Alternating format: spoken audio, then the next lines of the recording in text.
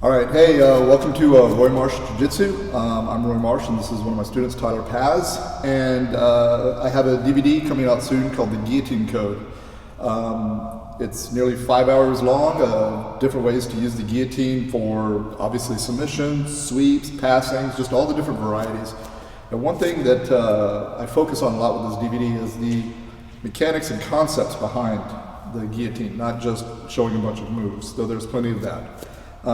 So what I wanted to do was do kind of a little bonus video. We're going to go over one of the techniques in the DVD, but we're going to add some detail to it, and I'm really going to focus on some of the concepts behind doing this particular choke. One thing I want to avoid is a lot of times when instructors teach a choke, they'll basically say, here, grab the gi or grab the neck and push, pull, or squeeze, whatever version they want, really hard, and there's your submission. Now let me show you another submission, and let me show you an endless variety of those sorts of things. And that doesn't really help a lot of times a student understand the mechanics or concepts behind how chokes or any submission really work. So what I want to go through is how you mechanically execute any submission, specifically chokes, though in this situation, with a better understanding, so that if you don't know the exact technique, you still understand the mechanics. You can in essence make it up or create your own variations. So the first thing we need to understand is that for every submission or sweep, really, although in this situation we're focusing on a choke, you need to have two things. Okay? You need to have a good connection, a proper connection, and you need to have proper force into that connection. If either of these is weak or incorrect, you will have a lot of bleed off of energy, and you'll waste a ton of energy trying to execute whatever technique it is. So we want to focus on having the best connection possible and maximizing our force into that connection. So let's talk about connection first. Okay, Jiu-Jitsu is an art of control. The way I control him is through actual connection. I can't control him here. I need to actually contact him to control him. If I want to complete a submission or a sweep or anything, I need to control, or I need to connect to him. So the first thing I want to do with a choke, or any submission, arm bar, knee bar, anything like that, but in this situation, again, we're focused on the guillotine, is I want to be very specific about where on my body I'm connecting to him. So if it's in this situation a guillotine, where on my arm I'm using to connect to his neck. Where, if it's a triangle, where on my legs I'm going to connect. If it's a gi, where the gi I'm using to connect to him, or his gi to him. So we have to focus on being very specific in where on the choking mechanism I'm connecting to him with. Okay. Secondarily, I have to be very specific about where, in this situation where choked, on his neck I'm connecting. I'm not just choking his neck. I'm choking a specific part of his neck. Okay, so it's very important I go exactly in a specific area on his neck. This is to maximize our connection and to maximize the effectiveness of the choke. Okay, so it's not just my arm somewhere in his neck. It's a very specific part of my arm, very specific part of his neck. And lastly, for our 3 steps of the connection, I have to connect as correctly and as tightly and as efficiently as possible. Okay? If I'm not, I may have the right spot up here and I may have the right spot there, but if those two don't come together tightly, then space is only going to be his friend, and I'm going to be wasting a lot of energy that's getting bled out in that empty space. So that's our 3 points of connection we really want to focus on.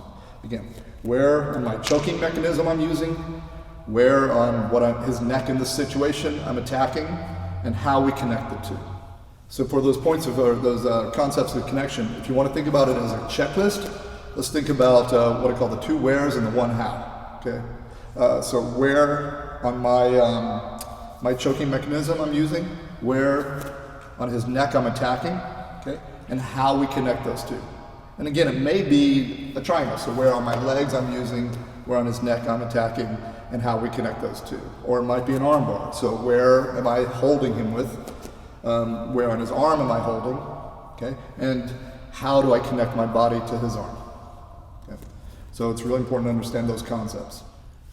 So now that we've talked about connection, we'll talk about the force aspect. Again, I need to connect to him properly, and then I need to be able to execute force into the choke. So what we want to think about is how do we most effectively exert their force into the connection. Okay? Generally, this is going to be done directly and tightly, which usually means at a right angle.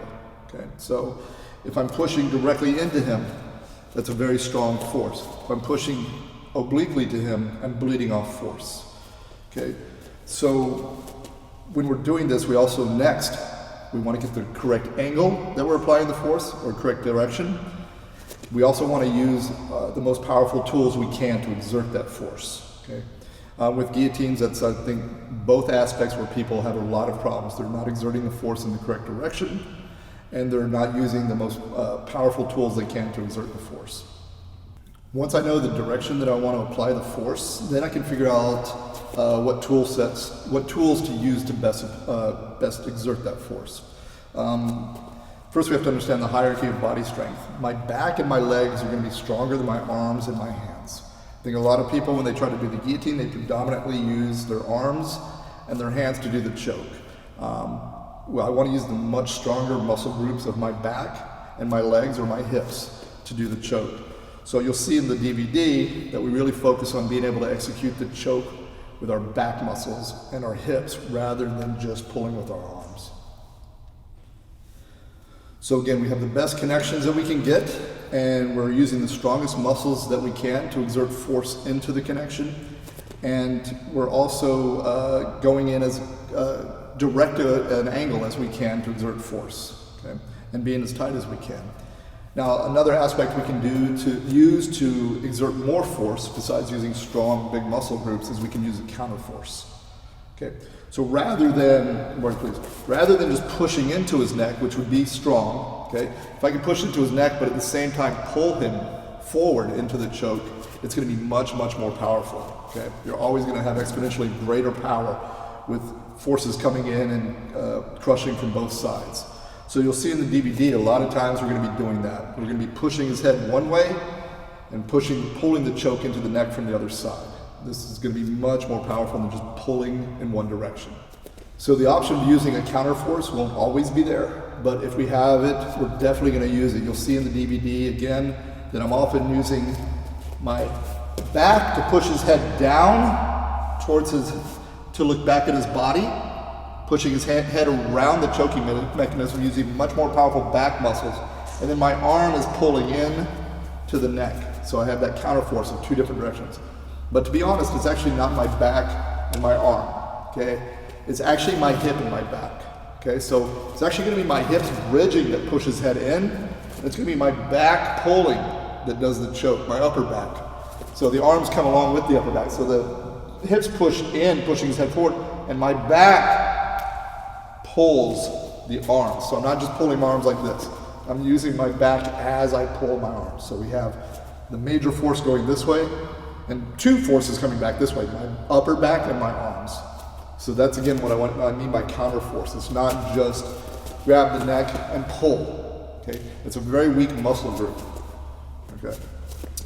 So it's important to, if you have the chance to, again, use those counter forces, use the bigger muscle groups to do the majority of the work.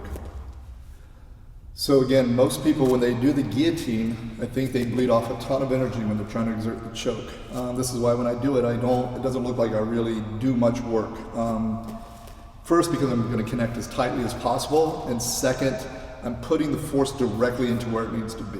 Okay, so traditionally you'll get a lot of people, they catch the guillotine and they pull up. Okay, for one thing, they're having to use their arms, mostly using their arms, which again is one of the weakest muscles I have.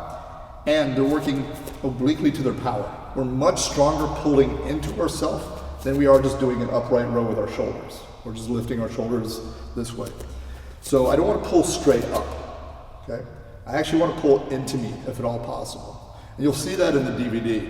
So by pushing his head to look back at himself, by the time I get him all the way this way, I can actually pull the choke towards me, okay? And that's going to be much stronger pulling this way. So I use my back to push his head this way, and then I pull towards me versus pulling up. Okay? It also makes it much harder for him to escape. Okay? I don't want to stand him back up in posture. We'll talk about posture a lot in the DVD. I don't want to give him that back.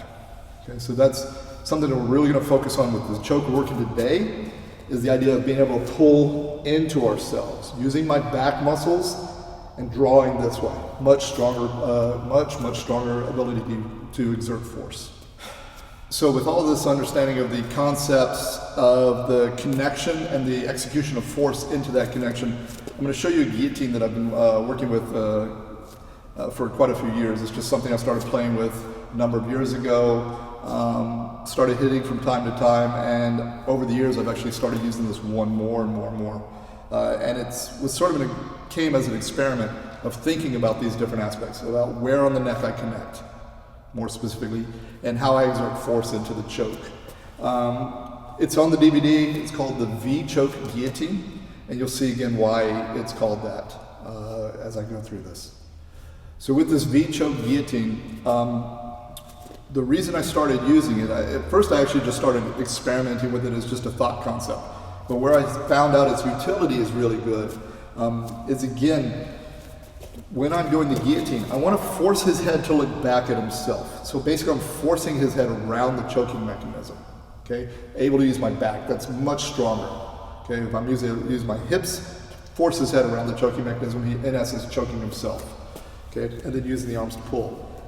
But sometimes I get to this position, for whatever reason, I can't force his head to look back at himself. All I can do is get him broken down this way. It might be he's just got a really strong neck, okay, or I might be in a position where I can't exert my hips into him, okay? So most people at this point, this is where they attack the guillotine anyway, right? So talked about earlier, they just lift straight up and they you know, get it, but it's not efficient, right? Because again, I'm working at an angle to my body, an angle to where I can exert strength. I'm not pulling in, I'm going up. Another reason that they're going to have trouble with this, and I'm using my arms, right? So again, that's a very weak muscle group. Okay? The other thing that might happen is he posts on my hips, where I can't get under, and it's very hard to lift out here. If I could walk my hips under and lift straight up, that would be good, right? It wouldn't be as effective as what we try to do with the guillotine, but it would still be very powerful. Okay, so I'm here, and he keeps his hands on my hip and his head down. It's really hard for me to lift my hips or get the choke coming up effectively. So that's why I started exploring how to do this V-choke guillotine, okay? Or that's where I found its utility most useful. Okay, so can I get you to bend over for a second, please? So with the choke, again, actually, let me get you to stand up, I'm sorry. Let's talk about this really quickly. So I spoke about where on the neck to connect, okay? So with a lot of the chokes, I would explore where around the horizontal that I wanted to connect my hand to his neck. And you'll see this in the video a lot, okay? Every place has a different pro and con, okay? Am I directly in front? Am I off to the carotid? Am I further around? For any choke I do, I'm very specific about where on the collar I'll grab to do the choke, because it matters, okay? But with this choke, I started thinking not horizontally, but vertically. Where along the neck this way I want to connect. Most people, they just put the hand in the middle somewhere, and in the middle horizontally, in the middle vertical, and then they just start pulling like crazy, okay? So this came about thinking vertically. So instead of pushing in directly into the neck this way, I actually am going up at a 45, right where his chin and his neck meet, that spot. And I'm going up along the jawline, 45 towards the top of his, the crown of his head. And the reason I did this was, the neck is very vulnerable, but it's not as vulnerable as we think, right? There's a lot of muscle and protection here. Over years, especially if you grapple for a long time, this actually gets pretty strong. Okay, so just squeezing into this, yeah, I'll choke him, but it can be a little bit of a battle sometimes, okay? If I go straight up into the jaw, obviously the bone structure stops. But if I actually go with that 45, there's almost no real muscle or tissue, strong muscle or tissue there. So it's very easy to get him to tap. Now, it probably won't be a choke so much, it'll be more of a pain tap, a little bit like a trachea crush, but they'll tap, right? And obviously if I stayed at it long enough, the choke would happen. But this usually isn't actually operating as a choke, so much as just he's tapping from the pain of the situation. Okay, so again, I'm not going, this is what makes it a V choke. Okay, I'm going at the V of his neck. And I'm going straight up this way. Not with my hand, I'm just illustrating right now. This way. Not in, 45 up, not here at the neck, not here at the jaw, but right at that soft spot there. Okay? And this is a very painful and powerful place to attack. Okay, so again, if he's bent over this way and I pull straight up, I'm working at an angle to my power structure. And here's the other thing. If I go like this and I have my hand pointing straight up, the blade of my hand straight up and my hand facing my palm facing me, this is a weak motion. My hand can be rolled very easily. Okay, so we want to think about how he's going to escape. Okay, what'll happen a lot of times is if you lift, he can pull his head straight up and out. Now, if I do a good job, and I bought my DVD, you'll see I really want to keep my body over him, right? So it's hard for him to lift up, but what he can do, because I'm bringing my hand straight up this way, is if he backs straight out, it's very hard for me to fight the ability of his body to back out without rolling my wrist. Basically, he'll open that door by pulling away very strongly. It's very hard for me to keep that from happening. So I make a backstop instead. Okay, so instead of my hand being this way, I turn my hand at a 45 degrees. So the bone is facing up this way. It acts like a doorstop. Okay, this way, if he tries to pull away, he's stuck. If I go like this, he pulls away, he's going to turn my hand out. So this is really important why I do that. It stops the guy running away that way, which is going to be the most common escape. A lot of times when you get the guy and he can't posture up, he's going to pull straight away that way. Okay? But if I come here and I keep my body down and he pulls away this way, pull away, he's stuck. And in fact, the harder he pulls away, the more he'll actually choke himself. Okay, so instead of going up directly into the neck, again where I'm exerting force this way, I'm going to turn it at a 45 this way. And I'm going to draw it into me. Okay? So when I come up, instead of this way, I turn it at a 45. Here. Now all I have to do is pull directly at me. Okay? Again, I could use my hips to bridge, but it's that motion. So if he tries to post on my hips to back away, pull away, he'll actually choke himself. Okay, so now, where I'm choking is right at the V of my thumb and my wrist. Now I want that directly in front of his trachea, or rather, up at the top of the V. I want it in the center of his neck. Okay? Because I'm going so shallow on my wrist, I can't grab my hand. I'm going to put my palm right over my knuckles, just like you'll see in the DVD here. That allows the freedom there. Okay?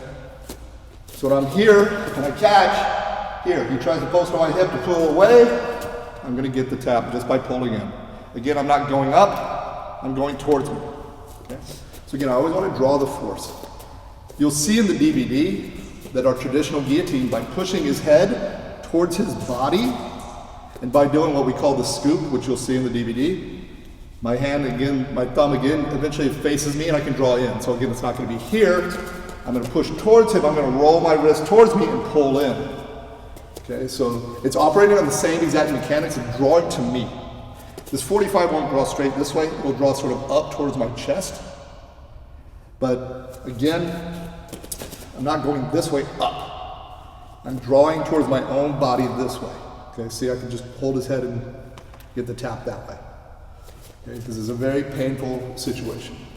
Okay, so this is what I call the V-choke guillotine. And like I said, I catch this a lot now because in a lot of situations, perhaps, I can't round his back. Right? I can't do the choke where I want to force his body to round. Okay, or I can't bridge my hips to get that motion to happen, and I'm stuck with him having fairly decent posture. He's still parallel to the ground in this situation, and he's not pulling his head out, but I can't exert force as I want to. And if I just pull up, like out here, and I'm just pulling up, it's going to be really hard to kind of hit that, but if I come this way, it's much stronger. Okay? And so that's a standing version of our V-choke guillotine.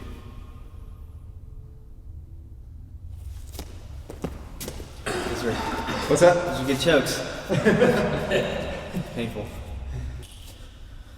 So some of you guys may look at this and think that this is, I think what some people will call a 10-finger guillotine. There are some similarities, but again, the mechanics are completely different. Okay, 10-finger guillotine, a lot of times, his head is right in the middle of my body. I connect my hands right in the middle of his neck. I come here and I bridge in and I pull. Okay, the mechanics are different. In this situation, I can't push his head down. Okay, and I'm not lifting up into his neck, directly perpendicular into his neck. The main concept here is going into that soft spot at a 45. So rather than being in here, it's still under my armpit, and it's just that pull in this way. Okay? So that's what I'm doing. Okay, so a lot of times the problem with the 10 finger is if he can back away a little bit, he can lift his head up. So I want to make sure that he can't roll my hand out by turning that 45. Okay. So that's I want to explain really that it's not, here's a technique that looks like this other technique. The mechanics behind it are completely different. Okay. So we're going to explore a little bit more of that V choke, and again, the point here is I use this a lot of times when I can't get his back rounded and really bridge into the choke like I want to. So I'm going to show you a technique that I don't hit a lot. It's not meant to be a go-to technique, but it's more to show how this choke works. And I actually do catch a lot of people by surprise with it because they don't think I have the mechanics to do the choke. Okay. So what we're going to start with is just kind of a situation where I'm here, maybe he's most of the way past. Okay. Let me get you turned just a little bit more this way. Okay. Here. What I'm really looking for is if he can keep his head down. So what I really want to avoid is him pushing that leg away, getting his head to the other side, and then I'm stuck. Okay. So as he's starting to push that head away, I'm going to push the head down. I'm going to go ahead and let my leg out. I'm going to lock the choke. Now, see how I'm almost on my back? My head is up and I'm almost on my back. Right now, if I try to bridge, it's really hard to execute the choke. I might be able to dump him a little bit, but because, especially if he keeps his head kind of up a little bit, it's hard for me to do the choke, okay, by pushing up into his neck. And I can't really torque into the choke, okay? But I'm gonna do the V. So instead of lifting up, I'm turning my thumb again into that V in the 45, coming right out the top of the back of his head, and I'm just pulling him this way, okay? So we're here, he's starting to pass. I'll push the head down right here. Again, if I just try to do this, it's gonna be really awkward, especially if he's trying to keep his head good posture, right? Or if I do this, he might back away, and again, he opens my thumb and he backs out, okay? So I'm here, he's starting to pass, I pull the head. I'm keeping my arm over his head, keeping my head up, he tries to pull away, he can't, and then all I have to do is draw, again, at that 45, and it's a very quick tap. Okay, so people, a lot of times, they don't see this coming. I'm playing here, they think they're about to pass. As they pass, I just shove the head in here and right in at that 45. Okay, so it looks like there's not much going on. Again, it's that pain tap right there. It's harder for him to back out. I'm not trying to bridge up into him. Okay? It's also a little harder. And we're not discussing what if he tries to jump across. In the situation of doing this choke, here, of course, I would keep my legs up to stop him jumping across, and then it's just that quick pull. Okay. So it's something to play with. Like I said, if you kind of almost get flat back and he's got a good posture forward and you can't do the choke properly, instead of abandoning it, we go to the V choke.